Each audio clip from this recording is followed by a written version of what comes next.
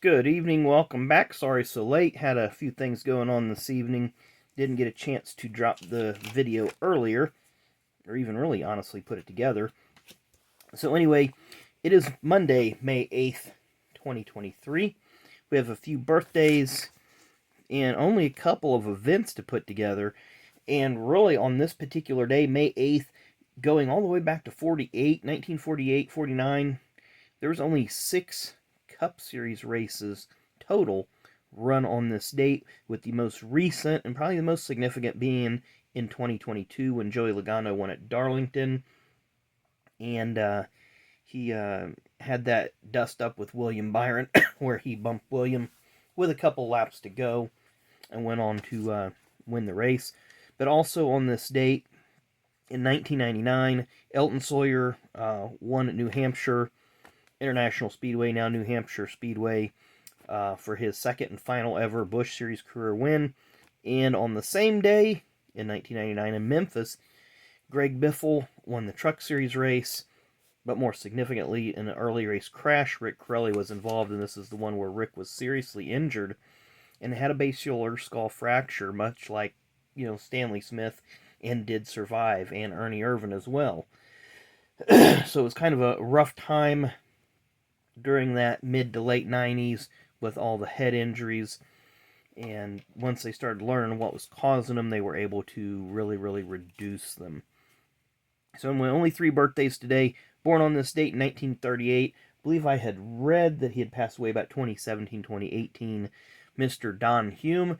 Those of you not familiar with Don Hume, he was the 3rd candidate for Rookie of the Year in 1985 behind Ken Schrader, who won Rookie of the Year, and Eddie Bierschwell, who was runner-up. Don only ran 7 races that year, had a best finish of only 16th at Bristol in the spring race, but was an astounding, what did we count, 43 laps down.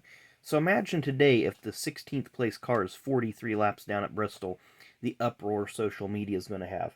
But that was just norm for the day. That was just how it was. Cars wrecked. They went behind the wall for a while, and etc., etc. But Don Hume, was embroiled in a minor controversy with the car owner James Hilton and sponsor, which was Catherine Harper's Cleaner Hands formula.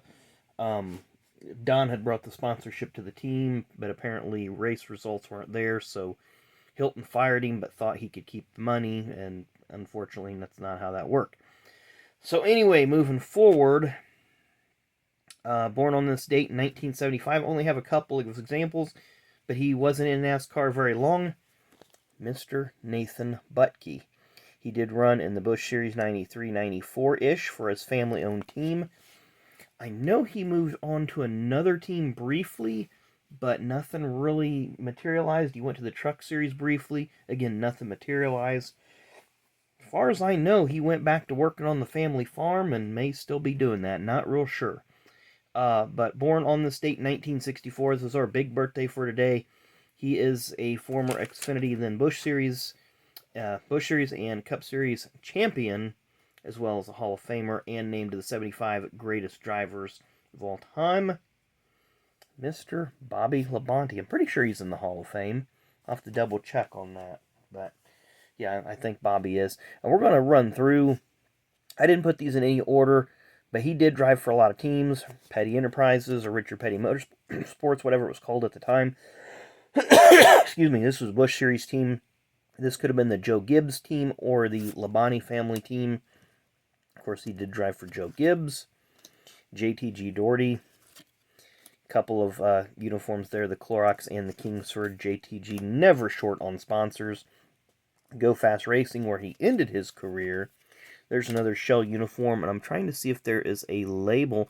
Interstate Battery, so this is probably the JGR team and not the Labonte Racing team. Of course, he is the 91 Busch Series champion, driving the family-owned team. Kevin Buckler's number 71 car, he drove TRG, the Racers Group. The Ask.com car, Hall of Fame Racing. Of course, Troy Aikman, Roger Staubach, and a few others involved in that team. He was an IROC champion at one time as well. This is his rookie season. Won the pole at Richmond in the fall. There's a nice look at him during his Joe Gibbs days. This is the only car. I still had plenty of cards to go through, and I think I might have had a better one of that, but that's the 96 Ask.com car. And there's one of the Kevin Buckler cars, the Tax Slayer car. And he did run for James Finch for a minute, kind of filling in where he wasn't in the 71 car or any other car, really.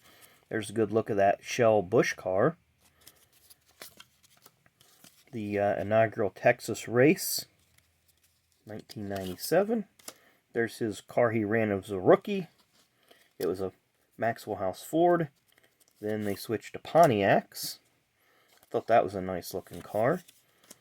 Then one of the mini sponsors at Petty Enterprises.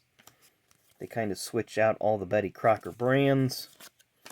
There's another Busch car he drove, the Dentine car. There's a good look at one of the mini interstate cars. That was the Pontiac. This was the Chevy. Another paint schemes. Looks like the Halloween and then the All-Star game. And then I have somewhere the Joe Gibbs. I think it's in the Joe Gibbs stack somewhere. But in 1996, when Joe Gibbs was elected to Pro Football Hall of Fame, they ran a special paint scheme at Talladega for that. So anyway, hope you enjoyed the video. Make sure you come back tomorrow. Not sure what we're going to rip, but we will have something as well as fast packs. So anyway, thanks again for watching. Enjoy the rest of your Monday, and we will see you tomorrow.